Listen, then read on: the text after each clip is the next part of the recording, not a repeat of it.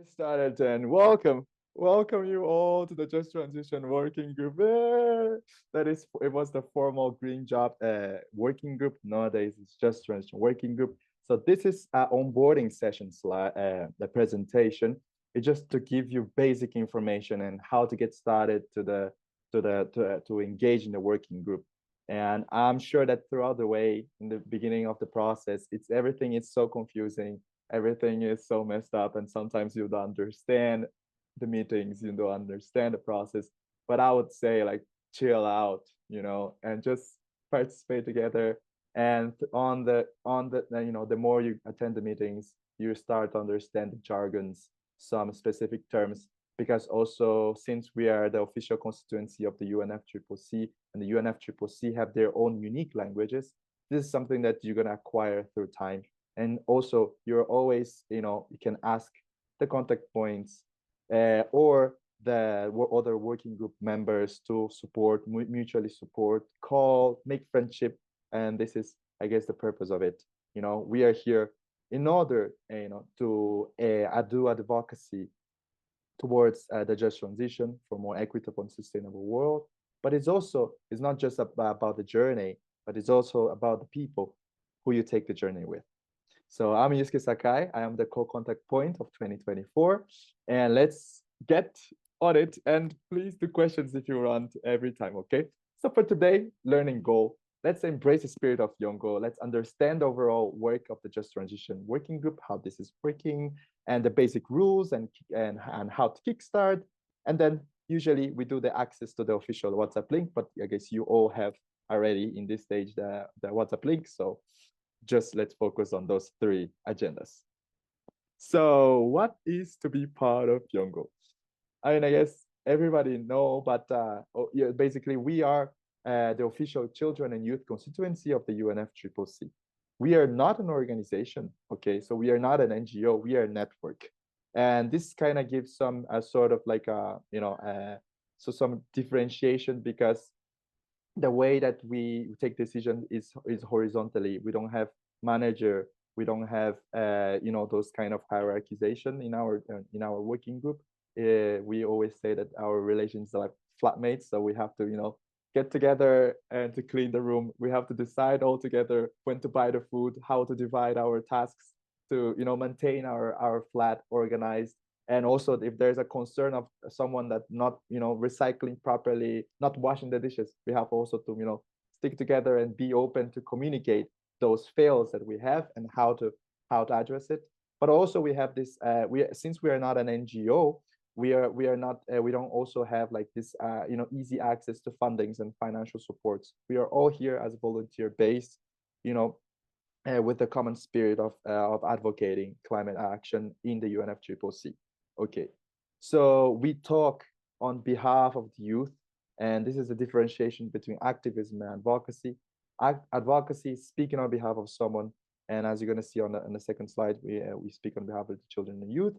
And then we have some operational working groups. Now, I'm not talking about how the working groups, the organogram of it.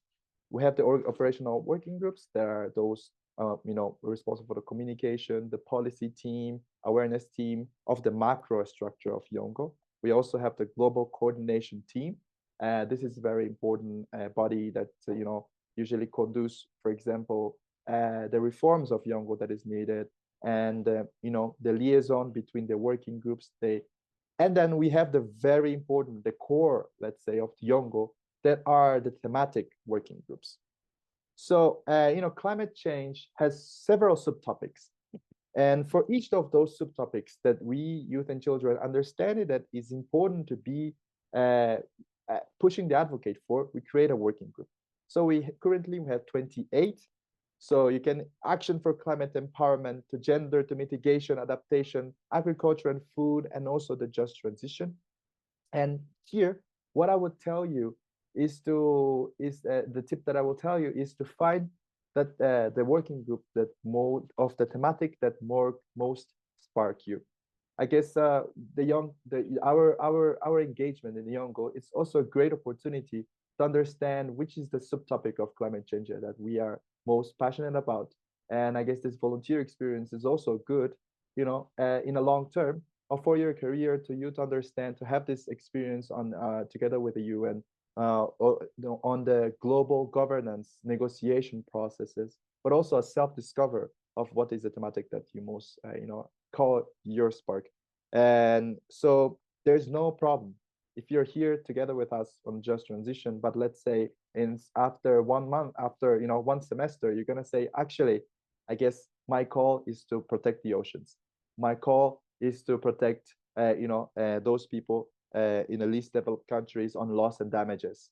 Or let's say my call is to promote human rights. So this exchange, it's very common and very normal, and actually something that we wish for, that you find your spark.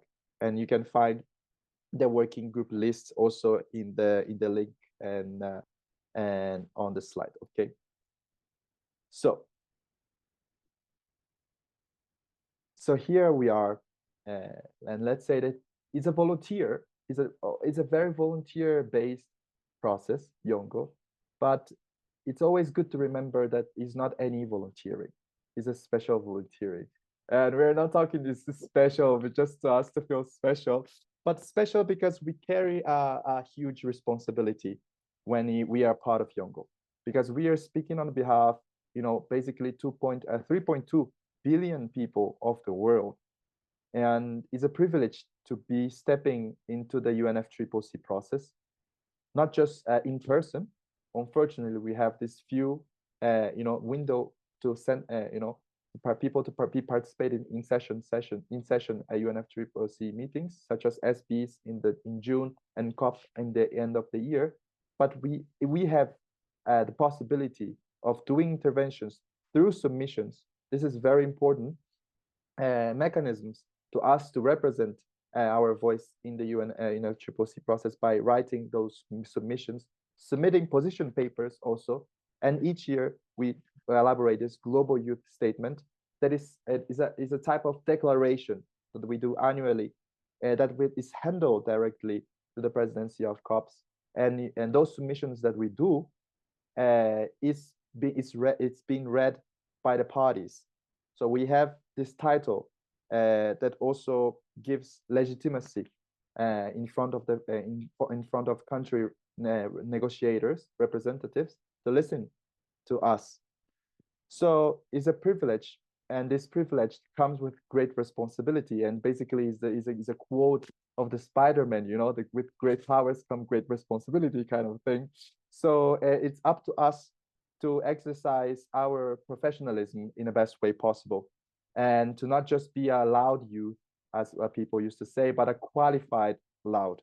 And in this qualified loud, what I mean is to be able to master this middle ground between trying to cope the general public youth languages and collect their voices, and also understand the technicalities of the UNFCCC and fit those demands, refine it into the UNFCCC languages, in the UNFCCC specific processes, and try to find ways, limited spaces that we have, aiming the maximum reach of the youth voices on the topic of the just transition. Okay, but this is also common to the other working groups. And why to be part of YOUNGO, and you can read the slides. It's a lot of writings, but it's if you're curious, you can read the slides. But this is the first thing. The first is the aspect of the global influence that you can have on a climate policy. And here I wanted to also highlight that we are not more important than national level climate advocacy or subnational level climate advocacy. As Eleanor Ostrom, the economist that won the Nobel Prize, she also stakes the global collective action that is required to tackle climate action is a polycentric. We have to have a polycentric approach and multi-level approach. So our level in the global is equally important than the national level and the subnational level. So I guess there is no hierarchization that we have to be very aware of. And why also we have a higher chance of opportunities. So we don't offer financial supports nor badges. We don't have this capability, but you have more higher chances on getting opportunities to participate in meetings, to be participate in selection process, to be a speaker in some meetings globally. And the tip here is do your homework, and you will have more chances to be selected. Okay, really, if you don't do your homework properly, how are you going to represent the voices of young people properly in the process? And also, if you the more you give to this opportunity, the more you will learn. And Yongo, it could be a space of a climate masterclass. So this is also very, very nice. So you're gonna see that it's very technical. So when you talk about just transition, you're gonna get contact with lots of reports produced by the International Labor Organization. You're gonna read a lot of submission from other countries and understand the diverse position that we have from countries, and try to understand this matrix, and try to understand with countries we can make the bilaterals happen to push for our demands. Another, we constantly looking for reports from the UNEP and from other sources.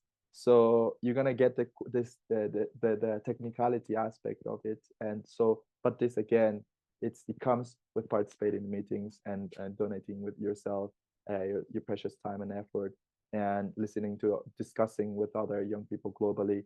And this comes to this last good thing of you're gonna make lots of connections with people. That comes so many varieties of backgrounds, and this is the wonderful thing. We have young people like more entrepreneur young people, more policymaker, more scientific, more academic, and this is this interdisciplinarity that makes our advocacy also more effective. And with this being said, of a broader Yongo picture, I want to just quickly check if there is any specific question till now, or if you guys are okay, just put a thumbs up, and then we can go to the just transition part, working group. So give me a thumbs up if you're good, or you can also put plus on the chat as Sophia's doing. Yeah, let's go. Yes, Sophia, you're getting right. With a plus on the chat. Thank you so much, guys. Thank you, Mohammed. Okay, so let's dive deep into the Just Transition Working Group more specifically. And here, I want to give a brief history of our working group. So we started as a green job working group, because there were lack of space inside Yongo to talk about the world of work aspect, the green skills, the entrepreneurship, and this coordination with a trade union and business constituencies. So this it was created in 2021. So it's relatively new working group. And then on 2022, we start to follow the process of the KCI, so the Katowice Committee on Impact Assessment. It's a working group that assess and address the negative and positive impacts of mitigation efforts. So this is also a way to ensure an equitable process for a low carbon economy, and also more equal in the construction of equal sustainable future. And also we had participation on Green Job Youth Pact promoted by the ILO. And on 2023, we have this new work program that is set in the Dubai decision, the Just Transition Work Program. And with this Just Transition Work Program, we started to understand that this transition of the workforce, this transition is not just specifically on the workforce. And there's a bunch of videos that you guys have access, but the Just Transition, the movement starts in the laborers movement in the late 70s, 80s in the US with the trade unions that advocate for this transitioning of the workforce. But then this concept start to get more broad and broad, grace to the climate civil society movements, and the climate to start to encompass also this idea of the climate justice and the transition, to not just talk about the workforce, but also the social economic aspect of it, and this broader picture that we have, and the UNFCCC on the Dubai decision finally opens the space for the just transition. And currently, this is the space that we are working in. So we didn't we didn't left the green job aspect of it. But the green job aspect of it is inside this broader scope of just transition. So this is also resonates on our change of our name. There was a green job working group. It went to the green job and just transition working group and the just transition working group. So, and you can also check the action reports and then action plans to understand what we did on the previous years. Mohammed, I know that you are veteran member of our working group. Do you wanna just give some some history of yours that from the previous years and how we've been evolving till now? Yeah, well, thank you so much, Yosako. I mean, I don't have honestly so much to say. I mean, you said like most of what I could say. Yeah, I joined actually. I had the honor to join the working group in 2021. The first time, like when it was established, and then work with Vlad. I think Vlad Yeah. was like a great contact point. We learned a lot from him also. And yeah, we worked also on the KCI, and then like after Vlad, we worked together with Mark. Yes, I mean that's what I can say. I mean, Yeah. it was actually a lot of challenges, with going to COP and couldn't have also the opportunities sometimes to, uh, you know, I don't know how to put it, but like find a place in negotiations and also like engage our members inside these panels. But I think we are like doing a great job. I mean, we can evaluate all what we did during like the last 3 or 4 years. I think we are like on the right track. Yes. That's amazing. And Mohammed, if you were part of in 2021, can you briefly do a pitch like why this working group was created in the first place? Oh, oh my God, that's actually a very difficult question to answer. Mm, I mean, honestly, I would not hide the fact that I don't know so much about like why it was like established, but like I was part of YOUNGO. That's how like I joined the first time I joined YOUNGO. And then like we had a lot of meetings with the focal points, and then we asked her that we need a green job working group, because I think the group was called like the first time the green job working group. And yeah, we were like also in discussions because the topic of the just transition working program was quite important in negotiations inside COP. And that's how the idea came at the first place, in YOUNGO, like inside the general meetings. And yeah, and then we decided to start the working group in I see. 2021. I see. That's fantastic. Maybe one day we can talk. We can also invite Vlad to give like some like kind of like a memory book of why this everything got started. But I guess I guess we can also why it's I guess also personal to each person. But I guess this demand for the green jobs, the demand for the greener economy also relates a lot from what I wrote from the declarations of what we collected. It all comes from also this lot of concerns and of young people that mainly from the developing countries and least developed countries that have to tackle the climate change, but also their livelihood and how to balance those two aspects.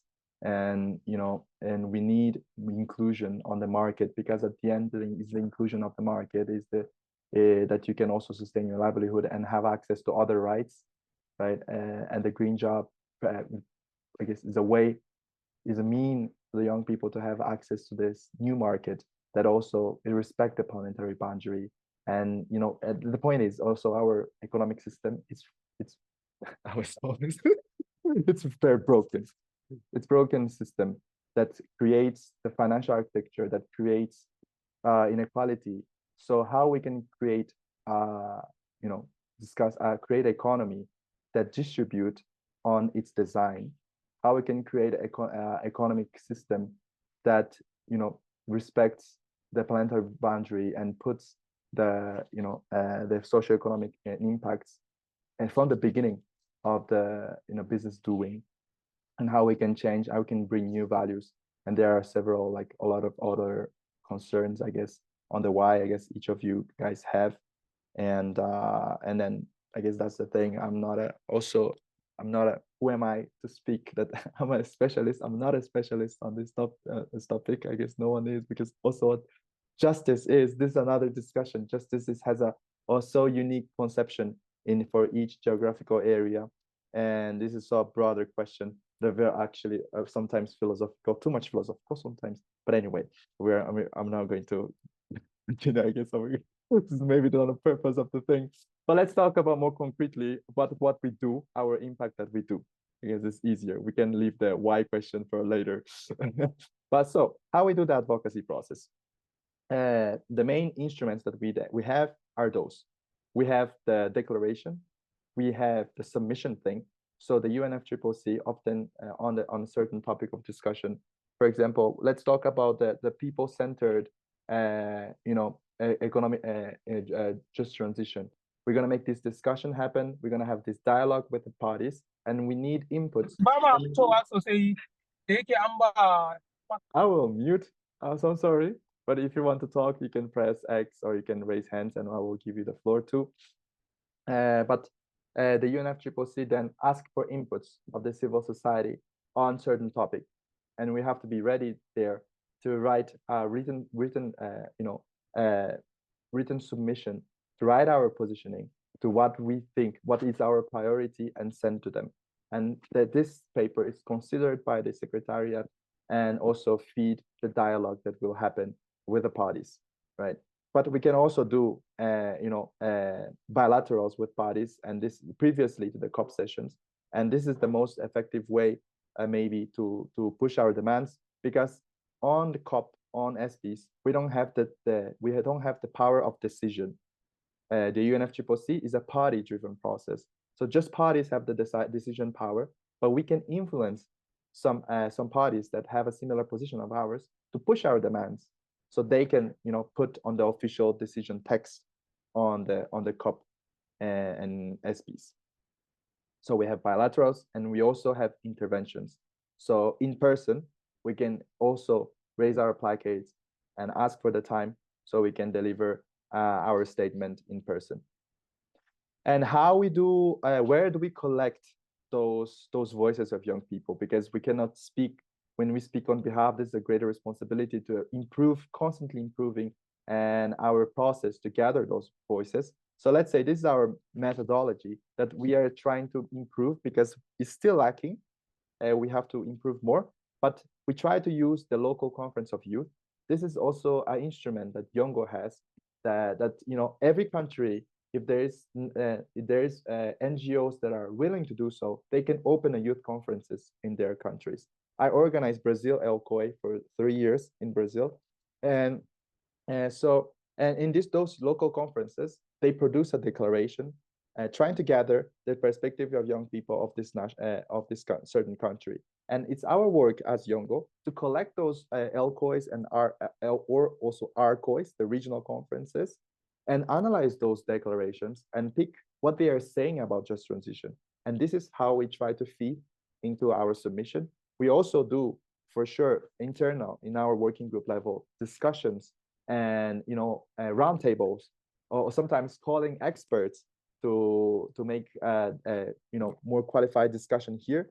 But we try to combine those two aspects. We can also do research activities, and also, for sure, following negotiation to understand what the parties are discussing, to understand the momentum of how to bring our demands in the right time.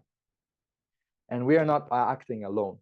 We have other working groups that we often do collaboration with. For example, when you talk about just transition, the financial architecture, it's very needed. When you talk about just transition, quitting the debts and bringing this relief for the least developed countries. This is more fundamental in when you talk about the climate justice. So we do collaborate with, for example, climate and oops, sorry, the finance and market working group, right? Sometimes we have to, I don't know, talk about education system, and for sustainability. We can talk with ACE working group. So we must have this collaboration inside the working groups of YOUNGO, but not just inside YOUNGO, but together with other constituencies. We have the trade union working group. The trade union constituency. We have the woman and gender constituency. We have the climate action network, that we do partner with, and also with UN agencies such as ILO. Was the capacity building session that we promoted, calling a specialist to do so. So we can also make it virtual, online, put it on a YouTube. So we can also have this role of bringing awareness and capacity building to the general young people. And this is the second thing that we do. We organize webinars. We can organize virtual youth forums, invite special guests, create a masterclass. So this is up to the creativity and willingness of the members, because it's not obligatory, right? We are volunteers, so it's up to us to create this thing. So how this daily basis thing work? Now you got a perspective of YOUNGO, we got a perspective of the just transition. Let's go dive deep into how the daily work and what you can expect. Okay, so what do we have? Monthly, once in a month, we have a constituency call. This is a very nice place when you're beginning, because you can also hear from other working groups what they are doing. And we basically give each other's updates, and also the focal points that the responsible for the communication of the whole YOUNGO. They give also important informations overall of the UNFCCC and updates. Once in a month, we have a working group call. Here in Just Transition, sometimes we call it general meetings. That is, pushed by the CPs, the contact points, to discuss how the sub teams is doing, because we have also like the weekly meeting of the sub teams meeting, as you're gonna show. So we divide our tasks, and this is the moment to come together, all the flatmates, and discuss how is everything going, what we have to do, and some important decision we are taking together in the monthly call. And then voluntarily, you guys can also schedule official office hours, so to collaborate with each other, or to just hang out, just talk about things, because also this aspect of creating friendship, creating connection, it have a positive effects on our advocacy process. So overall, I would say, respect the time and the minute agenda, follow it, and define roles, with your members, what you guys can do, so it's easier to work for it. So the daily tasks that you have to, it's very recommended to you to do is check your emails and WhatsApp. You're gonna see that you're gonna get a bit overreacted, because once you are part of the YOUNGO mailing list, and you're gonna there are a lot of messages that you're gonna pop up, a lot of opportunities that will come to you, and sometimes if you don't check it regularly, you're gonna get like crazy. It's nothing big. You can just when you're brushing your teeth or toilet in the morning, you can just check the WhatsApp and just keep track of the activities that are going on. Also, please react with emojis. This is very fundamental. It's a very good practice that we are having, because sometimes it's very difficult to see who is coming, who is not coming, who is not reading, who is not reading. So this is a way to maintain the interaction and communication inside our WhatsApp group, okay? And also contribute on the office offline. So you're not just attending meetings, but most of the time, since we are youth from the global, it's very difficult to find a common time frame that everybody can join. Maybe it's 7 in the morning, and someone from the other side of the country is 8 p.m. So it's very difficult. So often we put emails sending, hey, can you provide comments? Can you provide feedbacks? Fill the form, and we do those type of stuff. So this is very important thing to note. The offline contributions.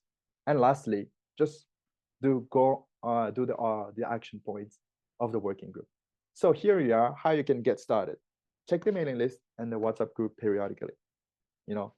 and don't get overreacted in a beginning. It's normal. It's a cool thing. You can also, there's a feature in the email to select, put a filter on the message that you receive. You can create there like YOUNGO stuff. Also engage in at least one working group subteam. Okay. And let's hear, it's very important to remember the effectiveness, the quality is better than an over a quantity. Okay. So it's really good to have at least, you participating meaningfully in one sub team, then, be part of the several sub teams and get lost. And you're always more than welcome to try here for a month, go on another, on trying other working group, other sub team, or even other working group. But also when you are leaving, make sure that you can communicate also, if you're done of work just transition, if you didn't find yourself in a just transition, or even if you didn't find in the advocacy process, it's totally okay. It's also but it's always a matter of communication. It's like relationships. If you don't have if you're not committed, it's a situationship. But no ties doesn't mean no responsibilities. You have responsibilities, and communication is everywhere, everything, right? So if you're gonna leave, you know, tell us, and we're gonna wave you by. And if you're gonna come back, you're more than welcome to come back too. And lastly, participate in general meetings. This is fundamental to understand the key moments, because sometimes you have an idea, but it's not the right momentum. This is the way to you to be always like, understanding the right moments, what we are doing, and keep the track together with the team. And we are always sending meeting minutes at the end. And you can also propose agenda and take the floor to speak, right? And here, it is an example of the fundamentality of the offline activities. So you see, like, your vote, please vote on the email, or like WhatsApp, like, vote, guys, please vote on how we can set the meeting, or like here, like, dear members, like, please, collective, we are putting this form, do suggestions and stuff. So this is the homework that we do. And here's the part: the more you contribute, I guess the more you learn, and also the more the chances for you to be selected in opportunities. So this is how we are right now. So this year, 2024, I was the contact points, but there are also facilitators. Facilitators are those people that uh, there's sub teams like policy team, capacity building team, research team, selection team. Facilitators are those that are pushing the meetings and keeping the track, kind of thing. And also we have the focal points that the responsible for the constituency. Okay. And here is the materials that we also selected to you if you wanna get started on it, also in the just transition conversation. But yeah, but like any comments? I don't know if you guys are tired already, but we are almost getting done. And now we wanted to also talk about a safe and vibrant working group. This is very important because YOUNGO, we have a network, as we said. We are not an organization. So we cannot decide or put lots of barriers on who we will get inside or outside. Inside COP, for example, we said that all young people inside the venue, it's part of YOUNGO. So people get in, get out constantly. And this also put a threat on the safetyness of our working group. We don't want no harm for human rights or no harassment. We have zero tolerance policy. So now, and also to get more interactive, I wanted to, give some practical exercise, and I wanted to see how we can together resolve certain situations. Okay, so we're not going to do all the 5. We can just put some one. So here, let's take the situation one. During the sub-team meeting, X, a facilitator, says, I ignore W's opinion due to W's skin color. So how should you proceed?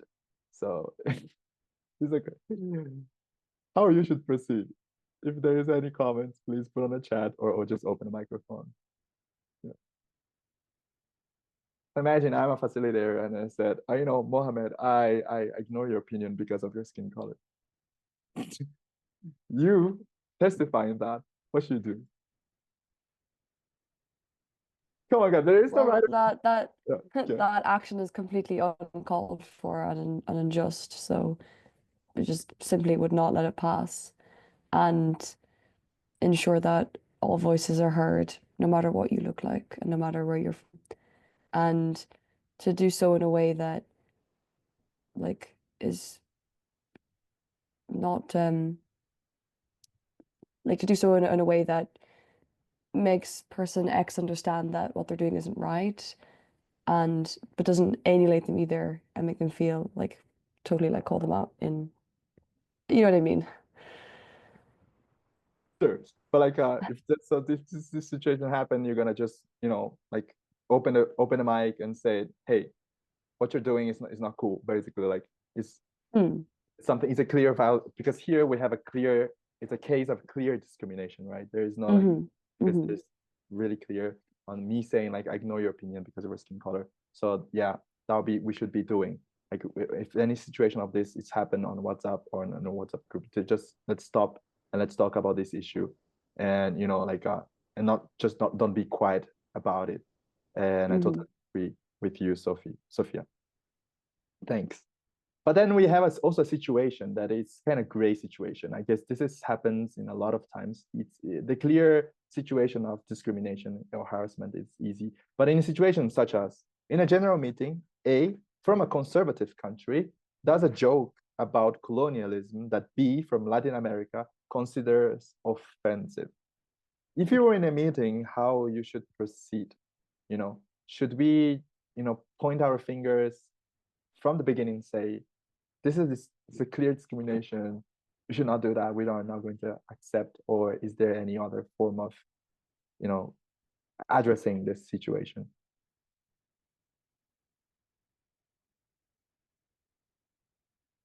I don't know if you guys have, so for example, some family member that is a more conservative mindset that does some jokes about, like LGBTQ community, for example, and how you should respond to this person that did the joke.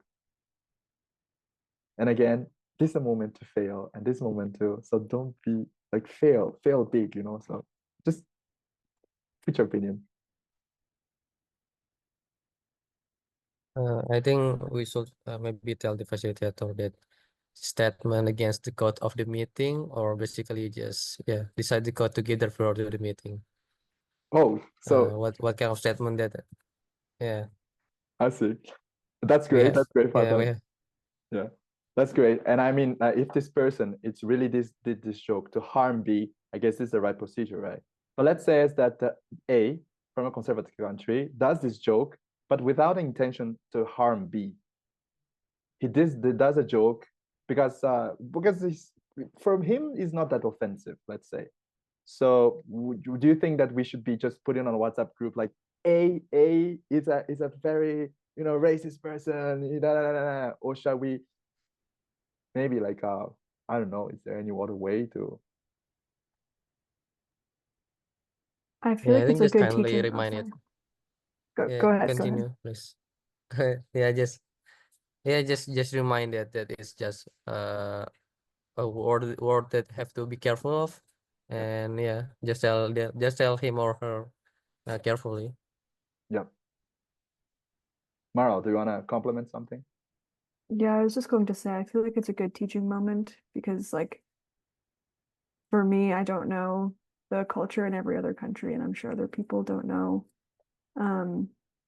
the same. So I think it's a good talking point. And like you said, Yusuke, like, as long as there's no intent to harm the other person and there's understanding after they're told about it. Exactly. I do agree. I do agree with you, Maral. I do agree with Fatan. So I guess this is a very important thing, we are YOUNGO, and this means very global network. And sometimes we each of us come from different backgrounds, different contexts, different culture, and some gray situation can happen. And sometimes it's not black and white; it's a gray area. And those situations, we do talk about consensus every time. we too also talk about negotiation, and this is also negotiation process, don't you think? It's about trying to find a reconciliation. You're trying to find mediation, and maybe it's a good way, as you guys, two of you guys said, to come to the person and first explain, hey, this joke was actually not good because of this and this and that. Okay, so please do not do again. And however, if A, for example, keep repeating this same joke, or says, I don't care, you know what, I don't care, this is the I don't care, I feel that this is then is another situation. Then we can maybe put this situation as a clear violation of of discrimination, and we do have our awareness team that will bring a process to understand this attitude and take proper measures. So all of the discrimination harassment thing is on the code of conduct, but the code of conduct is a kind of, let's say, is a last resources. We should always try to, as a working group, to understand the context first. We also should always try to talk and negotiate and find a conciliation and resolve the situation, conflict management to ourselves. And I guess this is also particularly important in this current world that we are living, so polarized. We just divide ourselves into bubbles, and we have to exercise dialogue, and we can start also in those sensible situations, and always for sure protecting the person that is harassed, or the victim that needs extra attention. But in other cases, please contact please report the contact points. And if it's a very difficult violation, things, we have to also, everybody will have access to the awareness team. Okay, that we have a form on our WhatsApp group, so we can also do anonymous report over there. And we also have here, this is another situation. Imagine a working group that also works in a fossil fuel related industry. How should we proceed? I mean, you guys have the answer over here, but no, here we have maybe a possibility of conflict of interest, but again, we can have gray areas. Just Transition talks about the how we can transit the workforce that is based on the fossil fuel industry, right? So maybe it's also interesting to hear workers from this field and understand what their needs and stuff.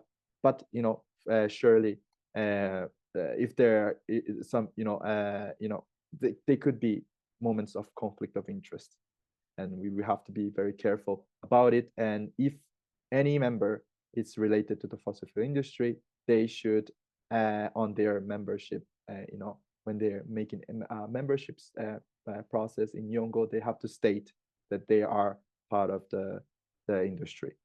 They have to self-declare. They have this obligation to.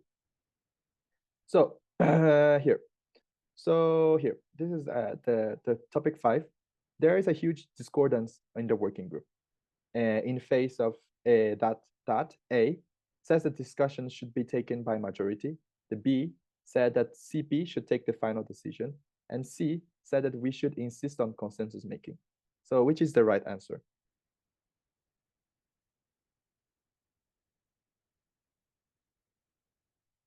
So imagine that we are talking about important agenda to be said on COP, and we disagree.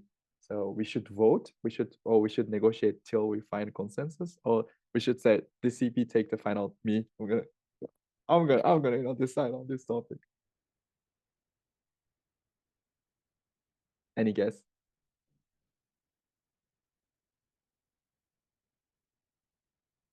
Come on, it's just 3. You have like a 25%, 22% of chance. See, probably exactly. You're totally right. You're totally right. It's yes. Every decision, major decision. Of course, there are smaller decisions. You don't need to be so much bureaucratic. But important decision here in a working group, this is the rule. We have to take with consensus. And of course, if it's very, very extremely difficult to take, then we can ask to be taken by majority, and we're gonna take by majority. But this majority decision making is the exception, and the rule is consensus. And the contact point never will take decision, the final word. The contact point is not hierarchical superior, is not a manager, and is not a boss. He's just responsible. He's a facilitator, and that every decision is made by the team. This means that this horizontal structure. And lastly, G, that always volunteer themselves to take the task, get overloaded, delayed on the delivering of their task, and in face of this situation, the other person sends a negative message, just criticizing G with irony, with cynicism, with everything. How you should, look into this situation, do.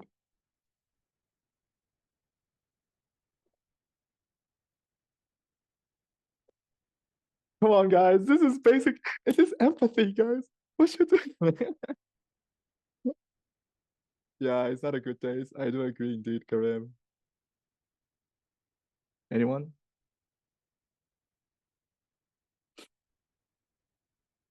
I guess this is Well, maybe we want to create a working group environment where we support each other rather than knock each other down. So maybe ask the question of how we can help support this person if they're always volunteering, and how we can better serve. How can we better help each other so then we can all, do the tasks that we need to do. Yeah, I do agree. And I guess what you said about like we have to create this environment of collaboration, it's one thing that I guess it's very important always to keep in our mind, because YOUNGO is full of fairness and full of flaws, and it's up to the people that makes part of the community to push to the creation of this sort of environment. So I guess we have to, weekend together, always push for a community that support each other, that celebrates the fairness also, and that also like takes initiative to take, I can do this task, and we can do together. We can do a office hour meeting if necessary to be there as a peer-to-peer learning spirit of, if you don't know, I can teach you, or if I'm doing something, I'm gonna hand it to you. I'm not going to hand it to you just like a bad making. I'm gonna try to make my best and hand it to you. Or before asking questions, maybe I can research on Google and imagining that the other person is, and has other stuff to do. And we all know that people inside YOUNGO usually are workaholic people with ATDHA. We do our climate advocacy here and throughout the network. We all know that. So I guess having this exercise empathy, and also make it vocal, and react on WhatsApp if there's something does something good, make it vocal. You did a good job, congratulations, or like let me help you, or like if there is any case of this situation, take tea, have an initiative to take tea and say, hey bro, your action wasn't that nice thing to do. What do you think about doing like this? What do you think about helping G? And this initiative is really nice to see, and this is, I guess, we can create safe and creative, and also like this community where we can help each other and learn and grow together. So yeah, congratulations. I guess we are good human beings, at least in this call. And this is how we start. How we start now, how we finish our presentation. Okay, so now I wanted to hear feedbacks from you. Was this session useful or not? If you have any question, comments, you're more than free and welcome to open your mic and just speak it up.